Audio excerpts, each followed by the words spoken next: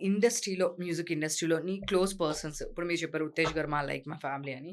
So, పక్కన పెడితే గనక మీకు బాగా క్లోజ్ అనే పర్సన్ అంటే ఎవరని చెప్తారు మ్యూజిక్ ఇండస్ట్రీలో? మ్యూజిక్ ఇండస్ట్రీలో పర్టిక్యులర్‌గా ఎవరు లేరు. Hmm. Only professionally we meet and అంతవరకే. అండ్ క్లోజ్ అంటే మన 'బిగ్ బాస్' కీర్తి ఉంది గదా! హ్మ్. తను వచ్చేసి వి ఆర్ లైక్ ఫ్యామిలీ. తను అండ్ వాళ్ళ ఫియాన్సీ కార్తిక్ అన్న. మేమందరం చాలా బావుంటాం. ఓకే.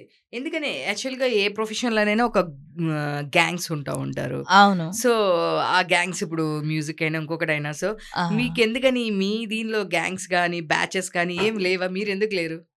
ఇది ఒక రీజన్ అయితే ఇందాక మీరన్నారు కదా! కాస్ట్ అని. హ్మ్. దానివల్ల నేను ఏ గ్యాంగ్‌లో ఉండకుండా ఉన్నాను. దానివల్ల మిమ్మల్ని తీసుకోలేదంటారా? మీరెళ్ళలేదా? తీసుకోపోవడం అనేది ఏముండదండి. అంటే ఒకళ్ళు మనని రిజెక్ట్ జేయడం అంటూ ఏమి ఉండదు. బట్ మనకు గూడా హార్ట్‌ఫుల్‌గా ఆ ఓపెన్‌నెస్ అనేది అనిపించాలి కదా!